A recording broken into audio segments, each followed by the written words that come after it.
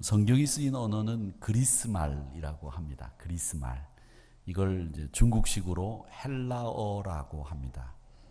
근데 이 성경이 쓰여질 당시의 공용어가 이 그리스말이었습니다. 지금은 이제 공용어가 영어를 주로 쓰고 정치하시는 분들은 이제 불어를 많이 쓰시고 이제 그러시는데, 이 영어가 지금 공용어로 쓰이지만 성경이 그 쓰여질 당시에는 그리스 말이 세계를 지배하고 그리스 말을 알아야 했습니다. 근데 이 그리스 말이 이제 신약 성경을 쓴 말인데, 이 단어들을 연구해 보면 우리가 발견하지 못했던 그런 오묘한 진리들을 발견하게 됩니다. 그 중에 하나가 이 생명에 관한 단어인데, 이 생명이라고 하는 그리스 말은 세 가지 단어가 있습니다.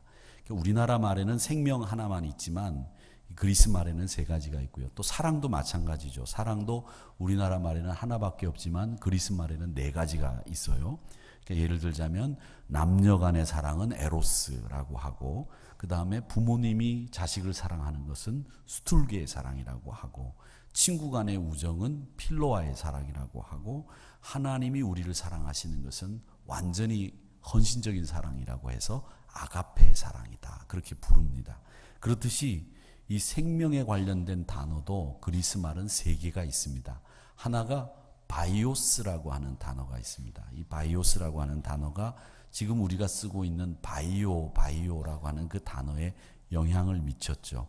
그래서 그리스 말을 이렇게 연구해 보면 각 나라 말에 굉장히 많은 영향을 끼친 말이 그리스 말이구나라고 하는 것을 알 수 있는데, 우리가 지니고 있는 생명, 그러니까 우리가 지니고 있는 육체, 이걸 바이오스라고 그렇게 부릅니다. 그 다음 단어가 조에라고 하는 단어가 있는데, 이 단어는 그 육체와 반대되는 영적인 모습을 이 조에라고 하는 생명이라고 하는 단어를 써서 표현을 합니다. 그리고 또 한 단어가 있는데, 요거는 이제 신앙적으로 우리가 영적인 사람을 부를 때 쓰는 영적 사람, 이렇게 부를 때 쓰는 영적인 생명을 푸시케라고 부릅니다. 이 단어가 언제 쓰여졌느냐면, 하나님이 이제 아담을 창조하시고 난 뒤에 생기를 불어넣으시잖아요. 그 생기를 불어넣은 그 생기가 이 푸시케에 해당이 됩니다. 그러니까 이것은 온전히 하나님의 영을 부여받은 생명을 가리켜서 푸시케라고 하는 단어를 쓰고 있다라고 하는 겁니다. 이 오늘 우리가 설교 제목으로 전한 것이 복제, 생명, 그리스도인, 이런 제목을 저희가 정했는데, 보니까 요즘 이 생명에 관련돼서 우리가 그리스도인들이 어떤 식견을 가지고 있어야 되느냐, 이 생명에 대해서 우리가 어떤 신앙의 자세로 바라보아야 되느냐, 이런 부분에 대해서 정리를 할 필요가 있다고 제가 생각을 했습니다. 왜냐하면 우리 사회가 참사가 일어나고 무리들이 일어나는 그 배경을 보면 항상 뭐가 문제냐면, 생명을 경시하고 생명을 우습게 하는 우리 삶의 태도들이 이런 참사를 빚어내게 만들고 우리 사회에 기현상을 만들어내지 않았는가라는 생각을 저는 목사로서 참 많이 합니다. 만약에 생명을 소중하게 생각한다고 하면 이 사람들의 먹는 음식을 가지고 장난칠 수 없는 거고요.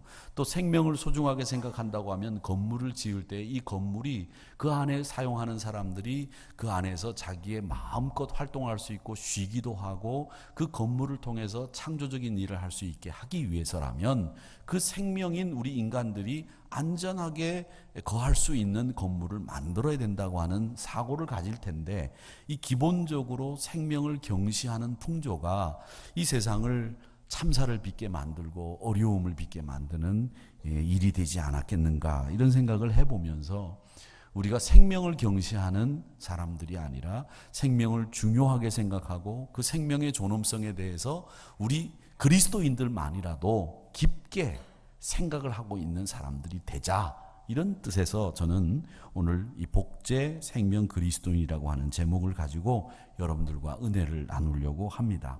이 창세기에 보면 생명에 관련된 말씀이 먼저 나오는데, 창세기 1장 27절의 말씀에 보면 하나님이 자기 형상, 곧 하나님의 형상대로 사람을 창조하시되 남자와 여자를 창조하셨다 이렇게 되어 있습니다.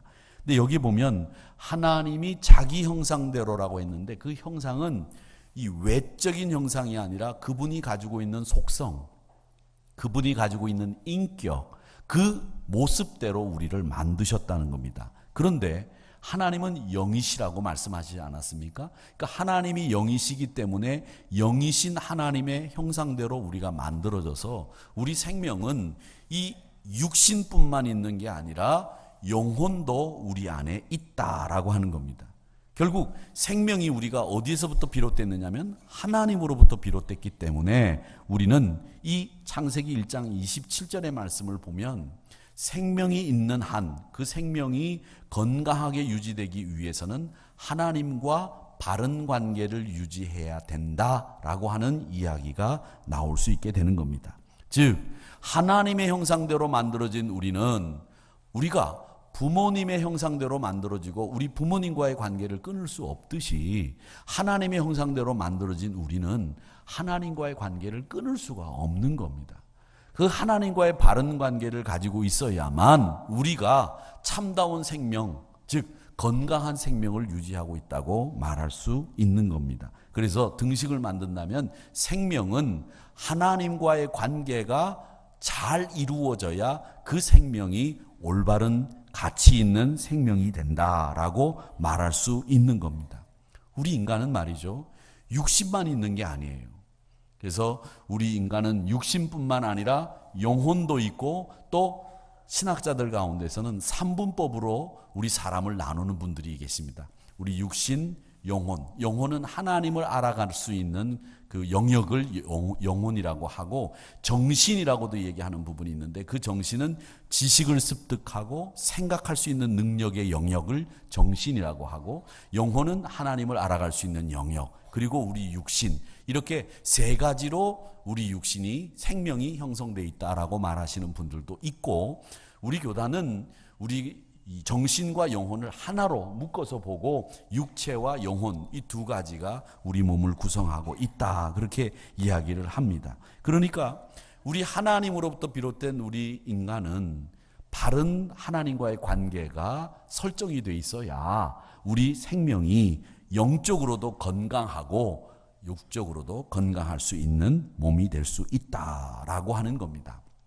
저는 그 에덴 동산 이야기, 창세기 이야기를 보면 하나님이 아담을 만드시지 않았습니까? 근데 그 아담이 이제 사탄의 유혹에 넘어서 선악을 따먹고 이제 실수를 하게 되는데 하나님이 어떤 분들은 그런 얘기해요. 왜 하나님이 아담이 죄를 지을 수 있게 만드셨느냐? 그런 얘기를 하시는 분들이 계신데 저는 하나님이 아담이 죄를 지을 수 있도록 만드신 게 아니라 아담이 충분히 죄의 유혹을 이길 수 있는 그 방어 도구나 기제를 가지고 있었다고 저는 생각해요. 얼마든지 죄나 사탄의 유혹으로부터 이길 수 있는 우리도 그렇잖아요. 이제 믿음을 가지고 있는 신자라면 어느 정도 죄에 대해서 이건 아니다, 이건 기다 우리가 분별할 수도 있고 우리가 이길 수도 있지 않습니까? 그렇듯이 하나님이 아담을 처음 만들으셨을 때는 죄로부터 유혹으로부터 이길 수 있는 능력을 주셨을 거라는 거죠. 그런데 왜 아담이 그러면 이 선악을 따먹는 이 선악과의 열매를 따먹는 실수를 죄를 저질렀느냐? 거기에는 죄의 유혹과 또 범죄하려고 하는 것보다도 문제가 하나 있었습니다. 그게 뭐냐면 이 사탄이 아담에게 다가와서 한 말이 뭐냐면 야 아담아 웬일이냐 네가 너 하나님이 동산 중앙에 있는 선악과 열매 먹지 말라고 했지. 그래 그건 먹으면 안 된다고 했다. 야 그거 먹으면 말이야 네 눈이 밝아져서 하나님과 같이 된다. 그렇게 얘기를 했거든요. 거기에 아담이 넘어간 거예요. 창조주와 피조물과의 이 넘을 수 없는 경계선을 자기가 허물어 보겠다고 자기 인간의 능력을 시험해 본 거죠. 내가 할 수 있어. 이런 인간의 오만함이 하나님과 같이 되겠다고 하는 생각을 갖게 했고 그것이 결국 죄를 짓게 만들었고 선악을 따먹게 만들었다는 겁니다. 그러니까 여러분 이 일로 인해서 영원한 삶, 하나님과 함께하는 삶을 버리고 육체적으로 능력 있는 삶, 육체의 쾌락을 즐기는 삶을 택했기 때문에 이 아담과 하와는 낙원을 잃어버리는 실락하는 이 결과를 얻게 됐고 죽음의 계곡으로 떨어지게 된 겁니다. 그 죽음의 계곡으로 떨어진 인간을 향해서 창세기 6장 3절에 보면 하나님이 뭐라고 말씀하셨느냐면 이렇게 얘기하셨어요. 나의 영이 이제는 사람들과 같이 하지 않겠다. 내 영이 사람들에게서 떠나겠다. 그런 다음에 그들이 육신이 됐다. 즉 영이 없는 육신만 됐다. 그 육신이 된 그들의 삶은 수명이 120년으로 내가 제한하겠다라는 말씀을 하신 겁니다. 결국 우리가 하나님의 형상, 즉 하나님의 생명, 이 영적인 모습을 잃어버렸기 때문에 육신적으로도 수명의 제한을 얻게 된 것이고 우리가 진정한 생명의 참모습을 잃어버리게 됐다라고 하는 것이 성경에서 우리에게 보여주고 있는 생명의 모습입니다. 근데 신약 성경에 넘어가면 신약 성경에서 이 생명에 대해서 제일 많은 말씀을 하시는 복음서가 요한복음이에요. 요한복음에 보면 생명에 관련된 말씀이 정말 많이 있는데 요한복음 1장 3절에 보면 뭐라고 말씀하시냐면 모든 만물이 하나님이 지으셨다. 그로 말미암아 지은 게 다 모든 만물이다. 지은 것 중에서 하나도 하나님 없이는 만들어진 것이 없다. 그렇게 말씀하시고 4절의 말씀에 보면 그 하나님 안에 뭐가 있느냐? 생명이 있다. 그 생명이 우리들에게 빛이 됐다. 이런 말씀이 있습니다. 그 말은 뭐냐면 만물을 우리 하나님이 창조하셨다는 거예요. 그리고 그 만물을 창조하신 그 하나님 안에 생명이 있고 그 생명을 우리가 받으면 우리가 이 세상에서 빛으로 소금으로 살 수 있다. 이 얘기입니다. 그러니까 여러분 이건 우리 생명이라고 하는 것은 살아있는 것으로 살아있다라고 얘기하는 게 아니라 하나님과의 바른 관계를 맺고 있을 때에 그 사람을 살았다, 생명이 있다 이렇게 말하게 되는 근거가 되는 겁니다. 그러니까 생명이 누구 안에 있느냐? 하나님 안에 있다는 거예요. 그 하나님과의 바른 관계가 없으면 우리는 생명이 있다고 이야기할 수가 없다라고 하는 것이 성경의 가르침입니다. 부디 빌기는 여러분 주 안에 하나님 안에서 참 생명의 풍성함을 누리시기를 축원합니다. 황우석 교수를 여러분 기억하실 겁니다. 2005년도였던 것으로 제가 기억하는데 이게 요 근래 사진이에요. 살이 많이 찌셨죠? 좀 마음이 편해지신가 봐요.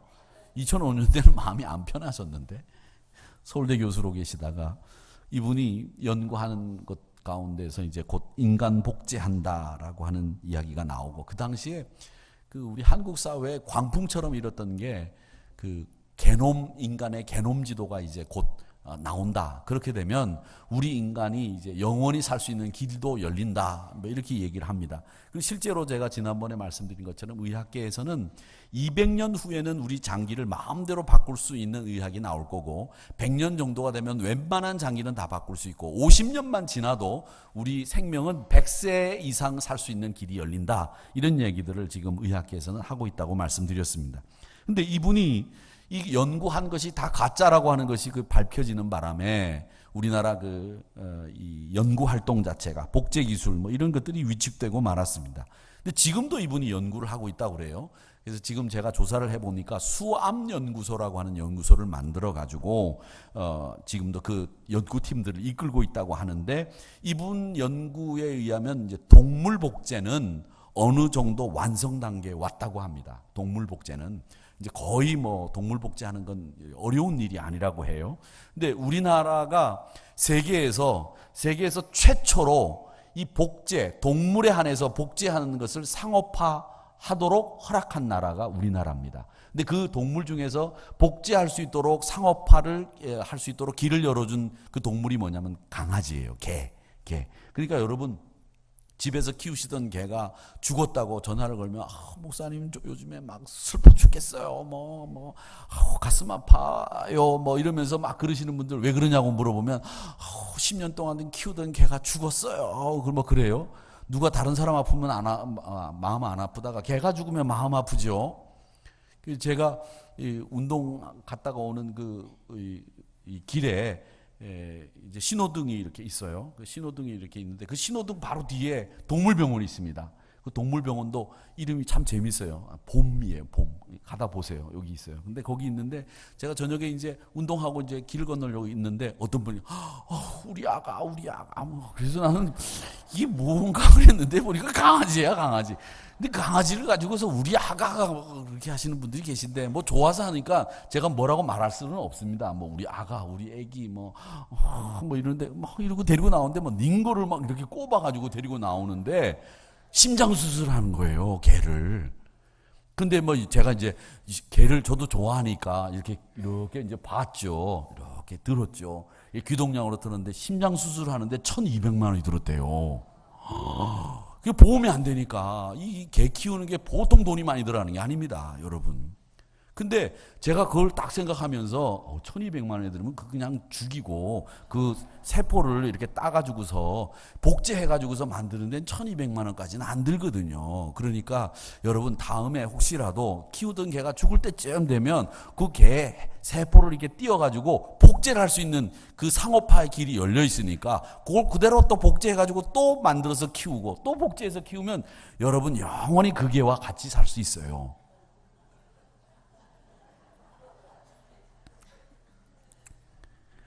근데 이걸 중국에서는 이 부족한 식량을 채우기 위해서 복제소를 100만 마리씩 1년에 만들기로 프로젝트를 세웠다고 합니다. 그러니까 앞으로 우리 세계적으로도 부족한 식량을 복제소나 복제돼지 이런 것을 만들어서 부족한 식량을 채우는 날이 곧 올 거다라고 하는 예견들을 하고 있습니다.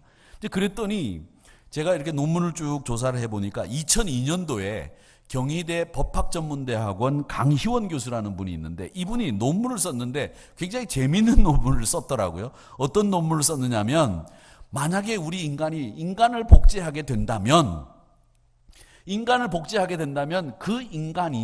그 복제된 인간이 과연 법률적으로 이 관계가 어떻게 되느냐라는 거예요.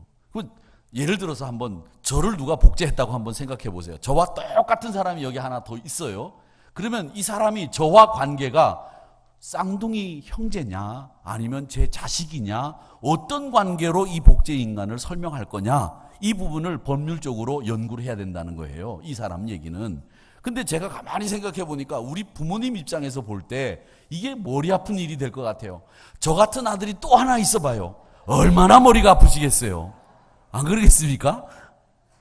그러니까 여러분도 이 복제되는 인간이 만약에 생기게 된다면 이게 보통 문제가 아니다 이런 생각을 해보게 됩니다. 그리고 또 하나 복제 인간이 생기면 이 복제 인간의 친권은 보호자가 누가 될 거냐라고 하는 이런 법률 문제가 아주 어렵다라고 하는 얘기를 그 논문에서 하고 있었습니다. 근데 문제는 뭐냐면 저는 이런 생각을 해요. 이런 복제라든지 생명에 대해서 여러 가지 얘기들 하지만 성경의 가르침을 제가 여러분들에게 말씀드렸지만 이 복제라고 하는 문제에 대해서 우리 그리스도인들이 어떤 생각을 하고 있어야 되느냐? 저는 한 가지 생각만 하면 된다고 생각해요. 그게 뭐냐면 우리 인간의 존엄성. 이거 한 가지만 생각하면 된다는 거죠. 제가 서두에도 말씀드렸지만 우리 사회가 지금 여러 가지 비극적인 일을 만나는 그 배경에는 뭐가 있느냐면 우리 인간의 생명을 경시하는 경향들이 있기 때문에 이런 일들이 벌어진다는 거죠. 그런데 이런 일에다 복제 인간까지 만들어내게 된다고 한다면 결국 우리 인간도 도구에 지나치지 않고 그냥 부속물이나 그냥 우리가 쓰고 있는 어떤 장비 하나로 그쳐버리는 이런 일들이 우리 인간이 돼버릴 수 있다라는 생각이죠. 그런데 여러분, 인간의 생명을 우습게 여기는 사회는 망하는 사회예요. 인간의 생명을 존중하게 여기는 사회가 건전한 사회고 건강한 사회고 우리 기독교인들이 정말 바라는 건강한 사회는 뭐냐? 생명을 존중히 여기는 세상이 되어야 된다고 저는 믿습니다. 하나님께서는 성경에서 생명에 대해서 뭐라고 말씀하시느냐면 요한복음 10장 10절에 보면 이렇게 말씀하고 있어요. 도둑이 오는 것은 도둑질하고 죽이고 멸망시키려고 오는 것이다. 그런데 예수님이 이 땅에 온 이유는 왜냐? 너희들에게 생명을 얻게 하고 너희들에게 생명을 더 풍성하게 얻게 하시기 위해서 우리 예수님이 이 땅에 오셨다, 이렇게 말씀하셨거든요. 그러니까 우리 주님이 이 땅에 오신 것은 풍성한 여러분의 생명의 은혜를 누릴 수 있도록 하시기 위해서 예수님이 이 땅에 오신 겁니다. 그 생명을 풍성하게 하기 위해서 예수님이 십자가 지신 거고, 예수님이 우리에게 찾아오셔서 우리에게 생명을 얻으라고 말씀하시고 하늘나라를 말씀하신 거예요. 그러니까 사랑하는 성도 여러분, 우리 믿음의 사람들은 생명을 얻을 뿐만 아니라 더 풍성한 생명의 주인공들이 여러분들이 되시기를 주의 이름으로 축원합니다. 그러면 오늘 우리가 그 생명을 얻고 풍성한 생명을 누리는 자가 되기 위해서 어떻게 해야 되느냐라고 했을 때 그 해답이 오늘 본문의 말씀이에요. 오늘 본문의 말씀에 보면 예수님이 기도하시는 내용이 나오는데, 아버지요, 아버지께서 내 안에, 내가 아버지 안에 있는 것 같이 예수 믿는 나를 따르는 많은 사람들도 다 하나가 되어 하나님과 나 안에, 내 안에 있게 하시고 세상 사람들이 아버지께서 나를 보내신 것을 믿게 해 주시옵소서, 이렇게 기도한 것이 오늘 본문의 내용입니다. 그리고 이 말씀은 뭐냐면 아버지와 예수님이 서로 그 안에 있다는 겁니다. 그러면서 기도하시기를 우리도 먼저 하나가 되어서 예수님 안에, 하나님 안에 있어야 되고 그 하나님 안에, 예수님 안에 있으면서 그 생명의 풍성함을 누릴 수 있어야 된다고 하는 말씀입니다. 또 요한복음 6장 63절의 말씀에 보면 생명은 육체가 아니라 진짜 생명은 영이기 때문에 그 영을 이야기하고 있습니다. 뭐라고 얘기하시느냐? 살리는 것은 영이니, 살리는 것은 영이니 육은 무익하다는 거예요. 육은 정말 무익하잖아요. 육이 유익합니까? 육이 참 무익해요. 계속 뭐 여기 아팠다 저기 아팠다 여기 아팠다 여기 아팠다 계속 속색이잖아요. 그렇죠? 안 그렇습니까? 그렇죠? 여기 아팠다가 나으면 여기 아프고 여기 아팠다 나으면 여기 아프고 그렇잖아요. 저도 요즘엔 어르신들 계신데 죄송합니다만은 이상하게 여기 아팠다가 여기 아팠다가 여기 아팠다가 여기 아팠다가 그래요. 아버님이 가끔 전화해서 윤 목사 건강해? 예, 건강합니다, 아버님. 아버님은 건강하세요? 내가 감기 때문에 고생을 했다. 예, 저는 감기는 안 걸렸습니다. 그래, 건강해라. 그런데 제가 속마음에 여기 아팠다, 여기 아팠다, 여기 아팠다 그래요. 이러고 싶어요. 육신이 시간이 지나가면서 점점 아파지는 데가 많아진다고요. 그래서 이 육은 무익하다. 그런데 예수님 뭐라고 말씀하셨냐면 6장 63절에 이렇게 얘기했습니다. 내가 너희에게 이른 말은 영이요 생명이라. 예수님이 우리에게 하신 말씀이 뭐냐? 영이다. 그리고 생명이다. 이렇게 말씀을 하는 겁니다. 그러니까 생명을 생명답게 만드는 길은 예수님의 말씀이 우리에게 영에 이르게 하고 생명에 이르게 하는 진리의 말씀이라고 하는 것을 이 요한복음 6장 63절에서 말씀하고 있는 겁니다. 그래서 성경의 가르침 하나를 배우면 예수님의 말씀이 영이고 그 영을 받은 우리들이 생명을 누리는 풍성한 생명의 주인공이다라고 하는 이 공식이 하나 만들어지게 되는 겁니다. 그래서 예수님이 요한복음 11장 25절에서 뭐라고 말씀하셨습니까? 나는 부활이다. 나는 생명이다. 나를 믿는 자는 죽어도 살겠고 살아서 믿는 자는 영원히 죽지 않는다. 이걸 너희들이 믿느냐? 이렇게 말씀하신 거예요. 사랑하는 성도 여러분, 이 생명의 풍성함을 누리시는 여러분들 되시기를 주의 이름으로 축원합니다. 그걸 많은 사람들에게 전하는 게 전도예요. 전도. 다른 게 전도가 아니에요. 내가 생명의 풍성함을 누리는 걸 여러분들에게 알려드리는 거, 그게 전도란 말이에요. 어느 수도원에 신임 수도사가 부임을 했습니다. 신임 수도사니까 얼마나 떨리고 또 낯설겠어요. 수도원장이 야, 오늘 예배 네가 설교를 한번 해라, 그렇게 얘기를 하셨어요. 그래서 수도사가 앉아서 설교 준비를 하는데 큰일 났어요. 어떻게 설교를 해야 될까?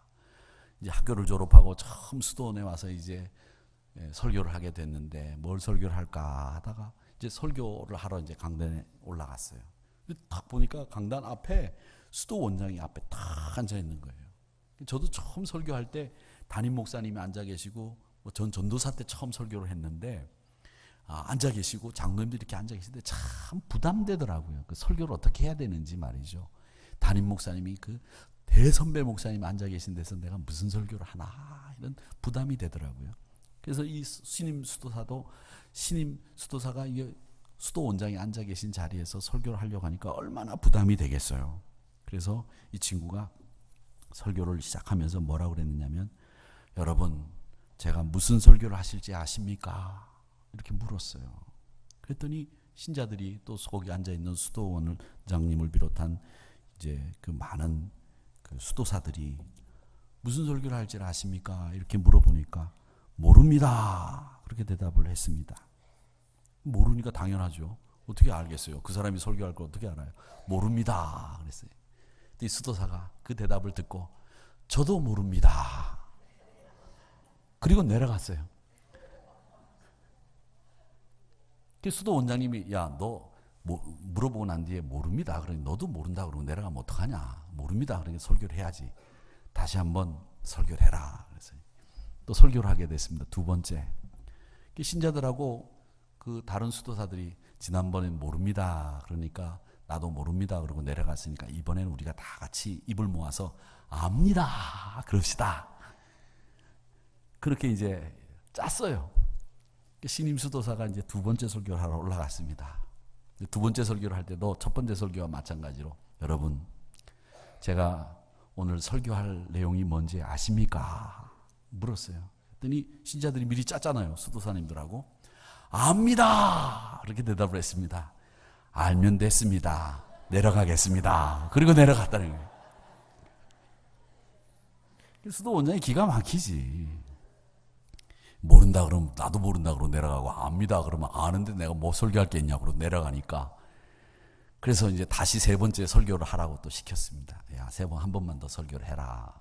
그래서 이 수도사가 이제 세 번째 설교를 하게 됐습니다. 세 번째 설교를 하게 됐는데 신자들도 이 수도사를 설교를 하게 해야 되니까 또 짰어요. 이제 이번에는 반은 압니다라고 하고 반은 모릅니다라고 대답을 하자. 그렇게 이제 짰어요. 그리고 이제 수도사가 또 올라갔습니다. 세 번째죠. 여러분, 제가 오늘 무슨 설교를 할 줄 아십니까? 그러니까 한쪽에서는 압니다. 그리고 한쪽에서는 모릅니다. 그렇게 얘기를 하니까 이 수도사가 그러면 아시는 분들이 모르시는 분 가르쳐 주세요. 그리고 내려갔다는 거예요. 웃기는 해요? 예, 다행입니다. 웃어서 다행인데 저는 그 얘기를 들으면서 참 그 수도사가 위기 앞에 참 잘 대처해서 잘 넘어간다 이런 생각도 했지만, 아는 사람들이 모르는 사람을 가르쳐 주는 거, 그게 기독교 진리예요. 어떻게 보면 내가 생명의 풍성함을 알기 때문에 그걸 모르는 사람들에게 전하는 것, 그게 전도예요. 뭐 교회 오라고 뭐 끌고 오는 게 전도가 아니라 내 삶의 풍성함을 보여주는 것, 그게 전도예요. 내가 알기 때문에 그걸 보여주는 거죠. 생명의 근원이신 그리스도가 나에게 참 생명을 주신 것을 기뻐하며 그걸 보여주는 게 전도예요. 다른 게 전도가 아니란 말입니다. 그래서 이 생명의 원리는 육체의 생명뿐만 아니라 하나님이 주시는 오묘한 생명의 풍성함, 그리고 말씀과 영으로 참된 생명을 누릴 수 있다는 것, 그리고 우리 주님이 우리에게 생명을 주시기 위해서 오셨다는 것, 그리고 주님을 통해서 우리에게 주어진 게 뭐냐? 풍성한 생명이다라고 하는 것을 아시고, 우리 모두가 이 생명이 경시되고 있는 이 세상을 향해서 생명이 가장 소중한 겁니다라고 외칠 수 있는 여러분들이 되시기를 주님의 이름으로 축원합니다. 그것이 바로 이 시대 우리 그리스도인들이 해야 될 일이라고 생각해요. 생명을 경시하는 그 바탕 속에서 일어나는 이 기현상과 문제들 앞에서 생명이 가장 소중한 것이고 존엄한 겁니다. 그 생명은 예수님이 우리에게 주시기 위해서 오신 것이고, 그 말씀을 통해서 우리가 영을 되찾고 참 생명의 주인공들이 될 수 있습니다 라고 하는 이 가치를 가지시고, 복제가 그리고 생명 경시가 난무하고 있는 이 세상 속에서 그리스도인들의 가치를 지켜나가는 저와 여러분들이 되시기를 주님의 이름으로 축원합니다. 우리 같이 일어나셔서